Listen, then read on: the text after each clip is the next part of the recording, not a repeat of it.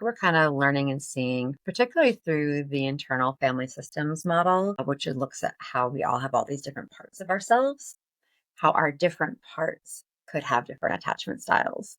So that in Wow. one relationship, depending on which part kind of like has the mic at that moment, we could be showing up in a different way. So there might be times in our relationship where we seem more anxious, needy, demanding, really fearful of abandonment. And so kind of becoming really needy.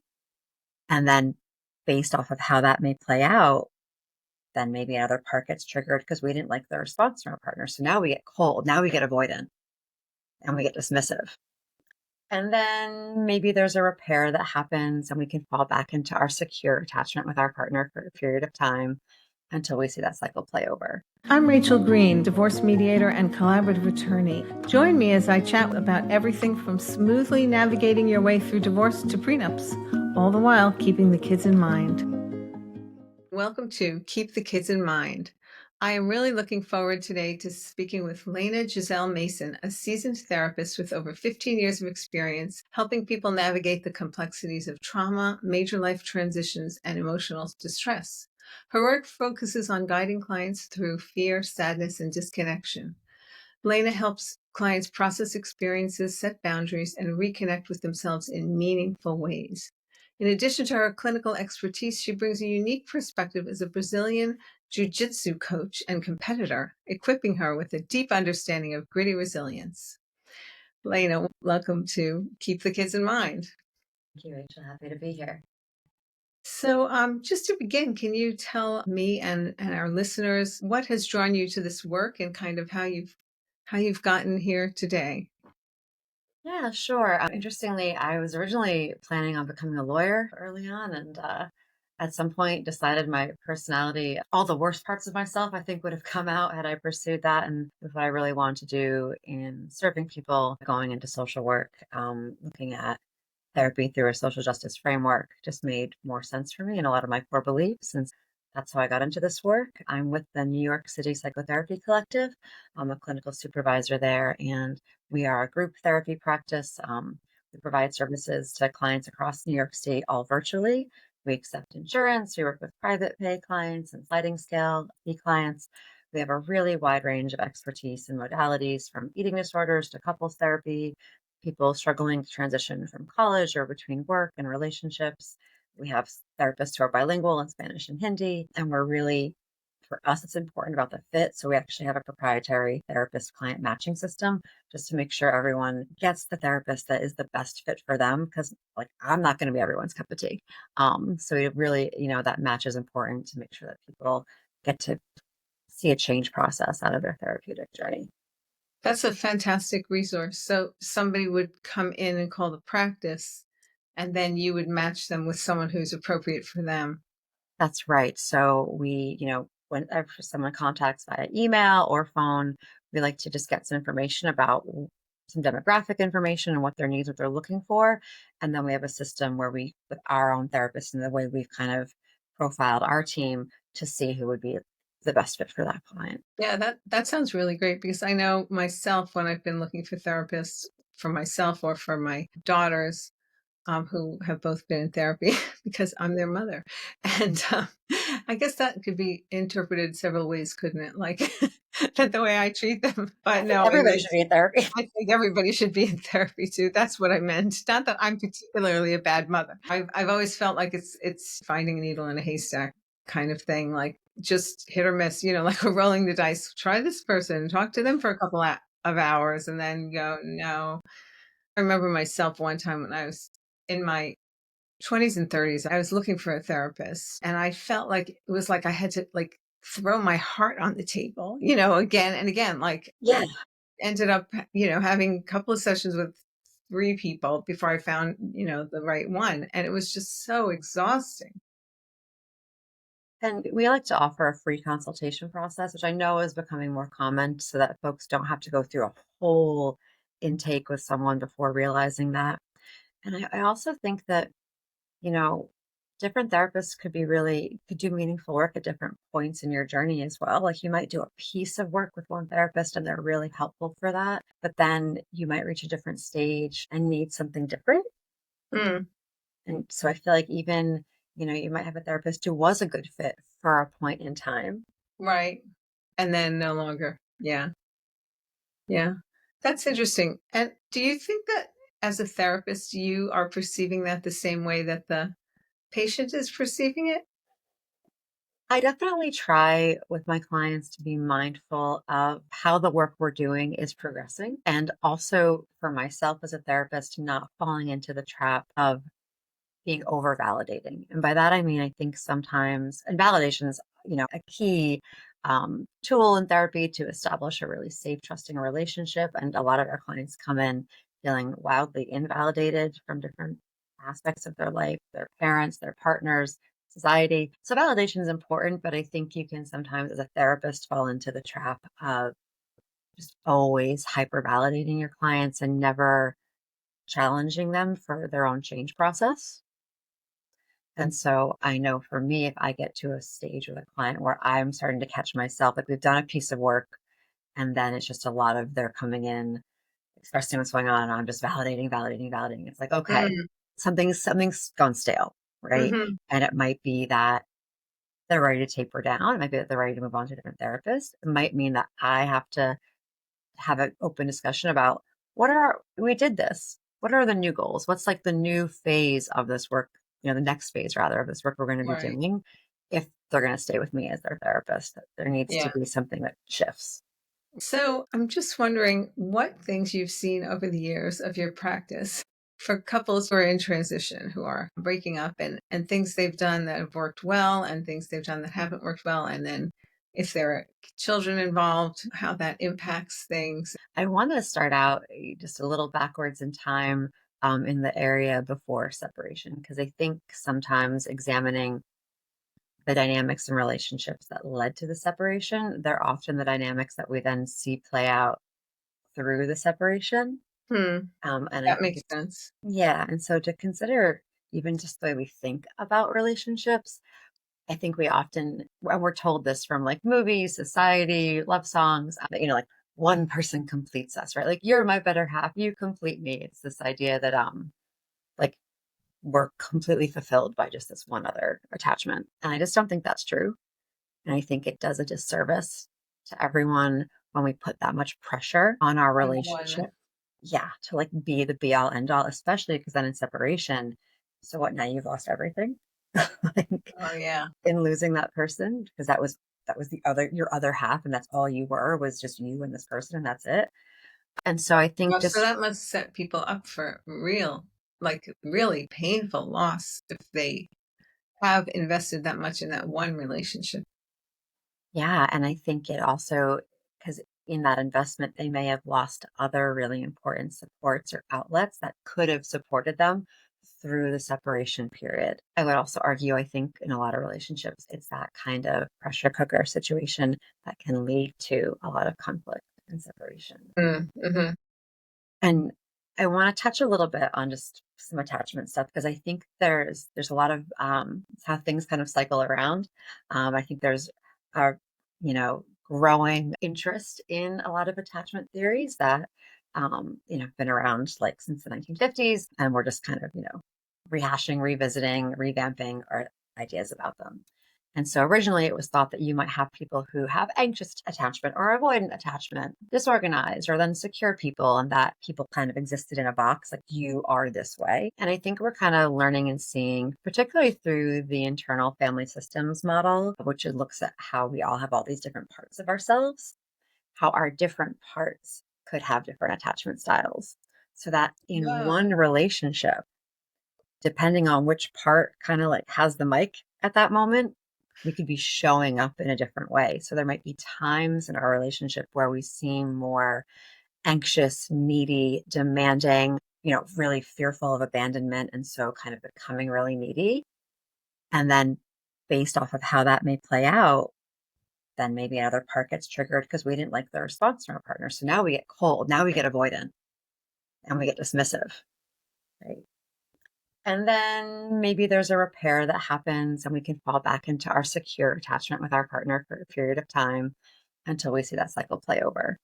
And And so I think it's important for people to consider themselves as holding these multiple parts with different attachment styles that are reacting to another person's multiple parts and all of those different attachment styles Right, right, right, interplay right. there, Yeah.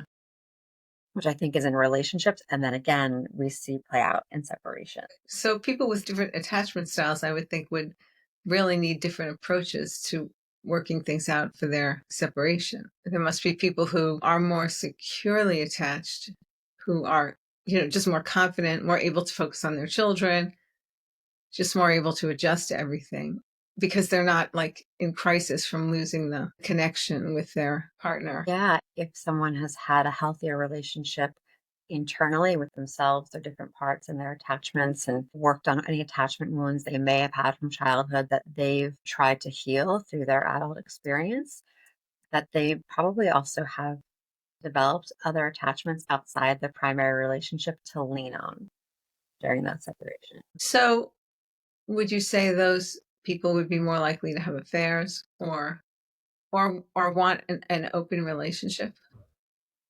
There are a lot of the attachment stuff that we're seeing now in terms of that coming out of like the non-monogamy and polyamory literature, which is really popular right now. I think is speaking to like a larger societal Yeah. examination of the pressure we've put on to the institution of monogamous marriage as the gold standard for how we're all meant to exist. But I actually think you can take a lot of those concepts and overlay them onto monogamous marriage. In that, yes, I think that if you are in a healthy monogamous relationship where both people respect and celebrate the other person's outside attachments, there I would offer there might be less of a need or desire for, non-monogamous sexual interactions or affairs because your attachment needs are getting met, right? There's the needs that are getting met from your primary partner. And then you have the freedom to have your really close friendships and your external hobbies and the things that you're doing to meet your other needs that can't all come from your partner. And I actually would argue that I think there's less likelihood of affairs because you're feeling like a whole person. Ah, And that's being celebrated and respected by your primary partner instead of, I think, and in polyamory literature, that's, the word they're using for that, that's kind of called out is compersion. So the idea of compersion is that you feel really excited when your partner in polyamory, it's your partner went out and they had a date with someone else, and you're really excited for them that they had this great date. compersion? I never Compersion. heard Yes. that word. Yep. How do you spell that? C-O-M-P? COM. So Persia. yeah, it's that, but we could again overlay that into a monogamous relationship and your partner went out dancing with her girlfriends on a Friday night and she comes home and is just so happy. She had this awesome night out with her friends. And you're like, hey babe, how was it? You are glowing. Tell me, like, what was the music like? Like, you're super excited that they had this great experience. Versus sometimes the other side of that coin, kind of jealousy, like abandonment, things that come up. You're rather be with your friends than with me. You come home all happy and your partner's like checking the time and who were you with and who else was there and who did you dance with, and you're getting the interrogation of your night. Or just the cold shoulder of you walk in and you're bubbling. I want to tell them all about this great night you had, and your partner's like, oh, you're back. Okay, I'm going to bed, just Mm. totally Mm-hmm. dismissive Mm-hmm. because that might be their response to their own stuff around, again, feeling upset that you are having a good time with others and not them. Mm. Everything that you're describing, probably most of our listeners have experienced, but we don't have the vocabulary to put onto it as you do. Yeah. That this is from attachment, this is from putting too much pressure on one primary relationship, which, as you said, our society teaches us that that's what we will accomplish by getting married. And it's I mean, when you look at it in the cold light of the day, it sounds ridiculous, doesn't it, to get everything from one person? And especially that's not how we are generally taught as children. You think of a child, right, who may have multiple parental figures or caregivers who are all attachment figures, whether it's grandparents, parents, aunties, uncles, siblings, teachers, coaches. Nannies. Yeah, nannies. So we grow up with usually multiple attachment figures, and then at some point in the transition to adulthood, there's this messaging of, okay, now you get one. I think that was a controversy in the divorce literature for a while about baby, young children, toddlers, whether they could have overnights with both parents.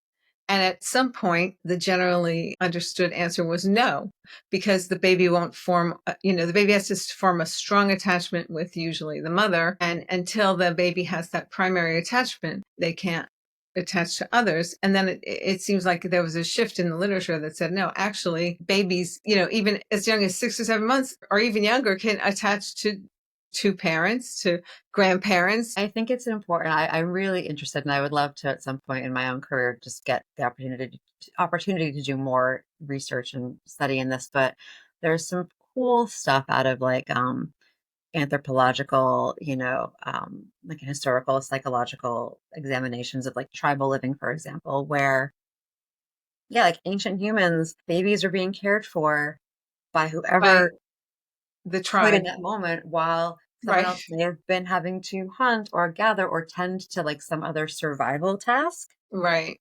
right? And I'm sure parents died. I mean, everybody died more frequently in those days.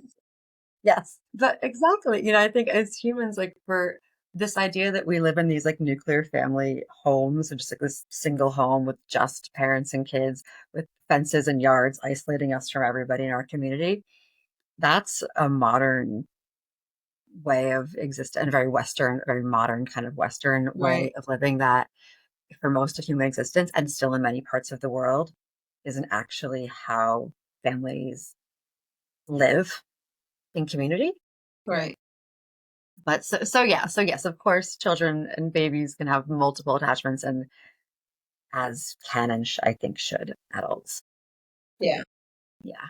And so I think that where this then can kind of also play out, which I've seen a lot in terms of what then may contribute to separation, and particularly when it involves kids, is the thing that happens in early parenting, right? And so you're in love. They're your other half. You put all your eggs in that basket. And you're super happy, and you're so happy that you want to make this family together. You're going to have babies. Great, living the dream. And then that happens. And often, generally one parent, in heteronormative couples, often the mom, not always, but often. But I want to note that this plays out in queer families too. I grew up in a queer family, seen this, I've lived it myself.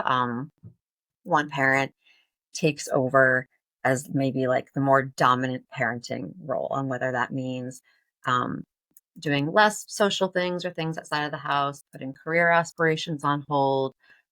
More of one parent's identity may get taken up with being centered around the baby, while the other parent, for lots of reasons, including generally like financial sustainability for the family, if one parent is working less or not working at all, is Especially in still, New York. Right. yeah, especially um, exactly. Is continuing to work full time.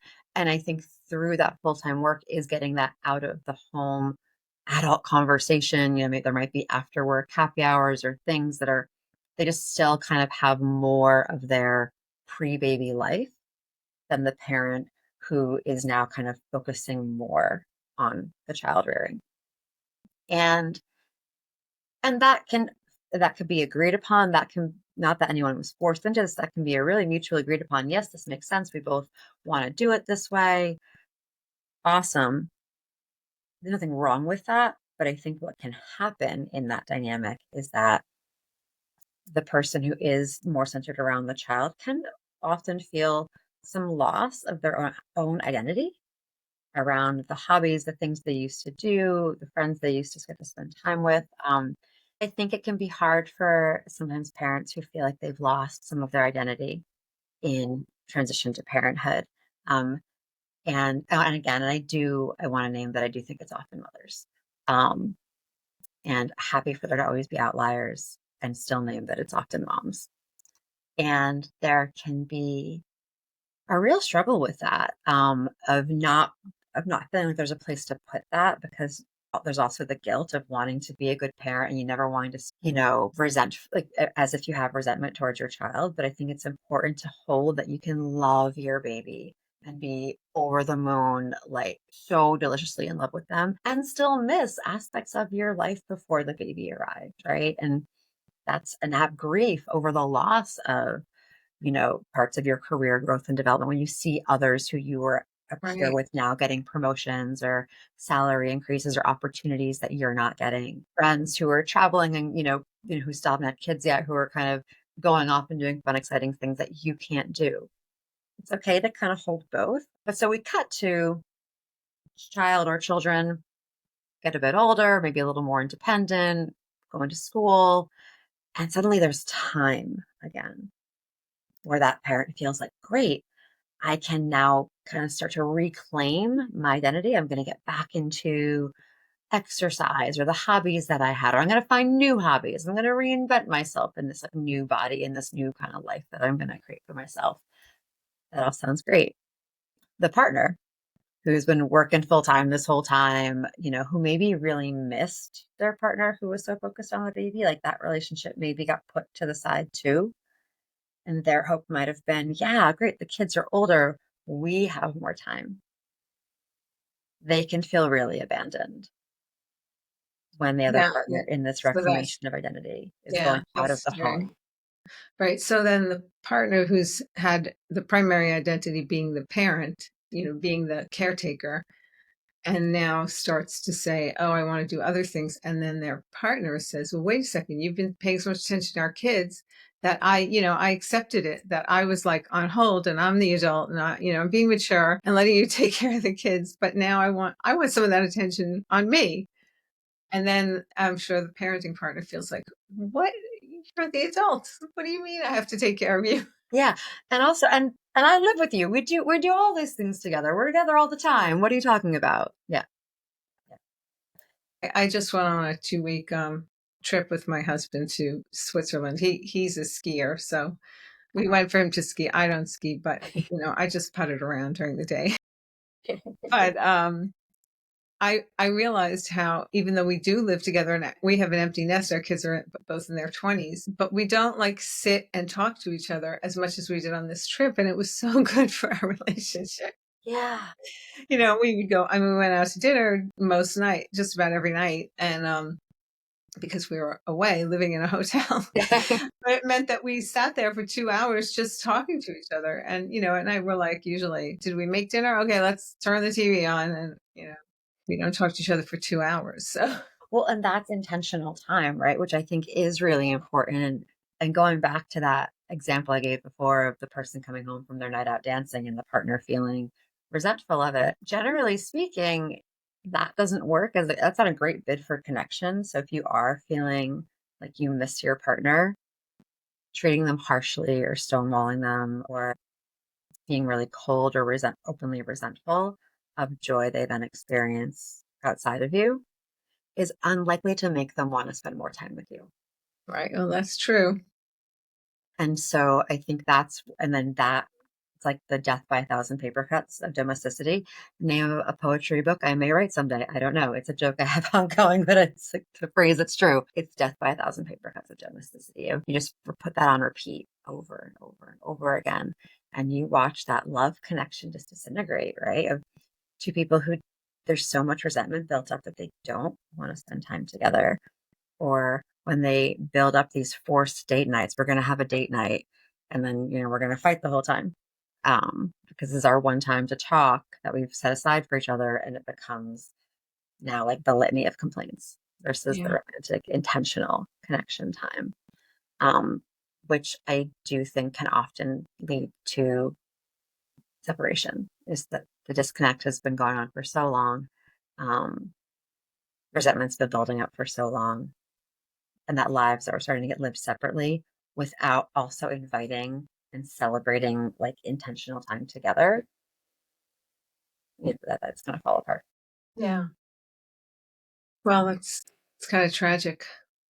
It is. I was talking with someone recently around this idea from Scrooge, like the ghost of Christmas future. For some couples, if there could only be that ghost of Christmas future to like go back in time to say, hey, here's where you're going to end up if you don't start examining these things now, which I think often come back to our different parts holding on to different attachment wounds that we're projecting onto our partner versus looking internally to see where they're coming from and how we can heal them so that we can celebrate our partner and whatever else they're doing in their life separate from us because they should be a whole human separate from us that we then bring together. Yeah, I recently worked with a couple in mediation who, in some ways, like embodied this kind of thing because, particularly the wife, was just very poignantly talked about how she felt like her husband never saw or acknowledged any of her accomplishments, ever asked her about how's work going, struggles that she was having with particular clients, and she just felt completely unseen. And they actually resolved everything in mediation, and I had their agreement drafted, and then she just couldn't sign it. It took her like another 2 months before she signed it because she just had all this hurt that she needed to get out of her system before she was ready to say, okay, we're gonna let this go now. Yeah. And I mean, it seems to me that like the basics of communicate, like I statements and like asking questions, not saying you always, but instead asking it as a question, like, what? I'm just wondering what you were thinking, why you said that. And what did you mean by it? Because I heard it like this. Is that what you meant? Versus how? Yeah. Yeah. Accusations tend to not get us very far. People's defenses go up real, especially in long-term relationships. Our defense mechanism, that's like a pretty quick reflex. When we even hear that tone in our partner's voice, right? That it feels accusatory. So I think, as we started this conversation, we both agree that most people should be in therapy, Yeah. or I think all people should at some point be in therapy. So I mean, I've worked with some families where parents come in and they are working with a child psychologist already, to help their children through. The children don't even know that they're going to be separating, but the parents are proactively trying to protect their children, which is one of the motivations for doing mediation because the conversations are not happening at home. They're happening in the mediation office or when the kids are at school on Zoom, and they can talk about like planning, they choreograph the conversation that they're going to have with the children. I have some parents who are already working with a therapist, and then parents who say, can you refer me to a child psychologist? Do you have child psychologists in your practice, in your group practice? No, so the youngest age that we'll go down to is 12. I think just being a virtual practice, we're really mindful of what, developmentally could be appropriate in terms of virtual work with client systems. But we do often work with parents who are going through this process to coach them around that. Oh, And I also think from a couples therapist perspective, I really encourage people to think about because often folks will be in couples therapy as they're imminently separating, right? They've been trying to save the yeah. marriage through couples therapy. Stay in it through the separation, right? Your couples therapist can pivot to help you separate as amicably as possible. I think a lot of folks, they reach the point of, well, we're separating, so why would we keep doing this? hmm That was to save the marriage. There's no point now. Huge point. Huge point to continue in that. If they have children, especially. Yes, especially if they have children. And especially with what we're seeing a lot of now, which is an increasing number of people who are cohabitating for a period of time after they separate. Um, you know, economy, inflation, housing costs, and also just a lot of parents who don't want to necessarily they're ready to separate from their partner, but they're not ready to live separately from their kids. And we hear that so often why people stayed in marriages they didn't want to be in for so long was because they didn't want to separate from their kids. Right. And I was trying to find that I couldn't find the most recent stuff in the US was from 2011, but there was actually a research study in France in 2020 that 1 in 4 separated couples were cohabitating for at least 2 months. And over like 20% were for a year or more Hmm. choosing to cohabitate and listing things like logistical, practical, financial, and co-parenting needs and wanting to be near their children. So I think going back to this idea of having a couples therapist support you through amicable separation, that could also be really important. And I would say crucial and imperative if you are making the choice to cohabitate for a period of time, because now you're in a situation where it's like you've just broken your arm and then you're bumping it against every wall in your house.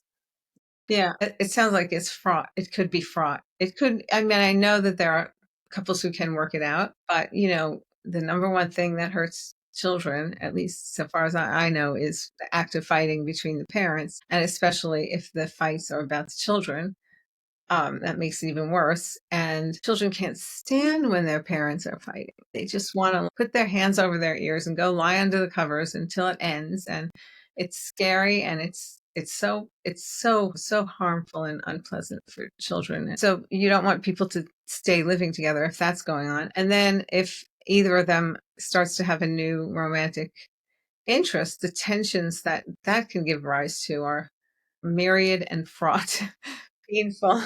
And that's where I think it's definitely not for everyone. I know one couple, just an example in my community, where they've been cohabitating for 6 years and Wow. won't date other people out of the house and successfully co-parent. And so, um, again, that can talking about outliers that could Right. I get have to a couple like. that's in that situation too. I wonder if it's the same couple. So I think that this can look so many different ways, and not every way of working out our separation or cohabitating is going to work for every family. And I think it's important that if you are considering or just feel that you have no other choice financially than to cohabitate, because I think that's the case for some people too, where it's not even that it's their preferred choice, it's just the economic reality that neither one can afford to move out or live separately for until they can over time save and figure out a financial plan to do that. If you're going to kind of almost feel like you're stuck, then absolutely there are ways of doing it so that you optimize the experience, particularly for the children. I've heard people talk about the relief they have felt when they finally agreed to separate, and actually how there can be a decrease in fighting. Right. That's true. You've removed the layer of you're my partner and you're my primary attachment figure, and we need Right. to like And you're my everything. you're my everything. Now it becomes a matter of logistics, right? Of Right. Exactly. You're scheduling. my partner in this project that we have of maintaining the home and raising the kids. Yeah. And that's what yeah. Yeah. And I think in that sense, the most important thing for kids, especially when we're prioritizing their needs, is actually maintaining respect for our co-parent, having really clear boundaries around schedules, times, who's going to be doing what, making sure the kids have a clear understanding, whether it's dividing days, like yeah, even though we're in the same home, these are kind of my on days and your off days. Or if you're keeping it fluid and saying, nope, we're both just actively on and we're just going to communicate about plans that we make outside of the home, having that be open communication between the co parents while maintaining your routines for kids. Because the biggest thing for kids, right, is just knowing what to expect, Yeah. right? Yeah. And if they feel like they know what to expect, it makes them feel much more secure. Yeah, and because they don't just hear what we tell them, like kids absorb how we live. Right. And so if we can model for them living in a way that supports the concept of having multiple healthy attachments, of having friends and activities that you do outside of the home, we model that for them as well. We should, and so in separation, encouraging our kids to lean on their multiple attachments, encouraging their relationship with the other parent, Yeah. as well as grandparents, teachers, friends, coaches, that they get to access their support systems too. Yeah. So, we've talked about we touched on so many things. It's been really wonderful talking to you, having a chance to discuss everything with you about these dynamics in families that we both see in our work. Are there any particular takeaways that you would want people to remember from this interview? Yeah, a big shift I'll say in my own work in the past few years has been really considering this internal parts framework of how we all are comprised of all these different parts. Our different parts may be carrying different attachment styles, different attachment wounds that they are going to play up in our relationships. They're going to play up in how we parent. And so when we get to know ourselves better and what those parts are and where they come from and their motivations, I think we get a better insight into how we're showing up in our relationships for then a change process. So that we're not projecting those wounds onto our partner if we're separated, onto our co-parent. And absolutely, we don't want to ever be projecting that onto our children. And so it's that idea of like the oxygen mask on the plane, like looking after yourself before others.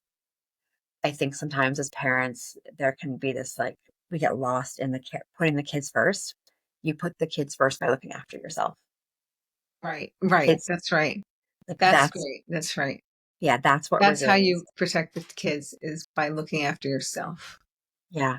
So looking internally to not keep perpetuating the same unhealthy dynamics that you may have experienced, and that may have also torn apart your marriage. Thank you so much for taking the time to talk to us and for telling us about your group practice and your referral system and then your insights into attachment and parenting and primary relationships and everything. You have a lot of wisdom to share, so I appreciate it. Thanks for having me. This is, I realized I was like, I could talk about this all day. It's over already. Oh my goodness. I know, I was thinking, should we have a part 2 of this? Thank We could do that. Thanks again for you. being on Keep the Kids in Mind. Thanks so much.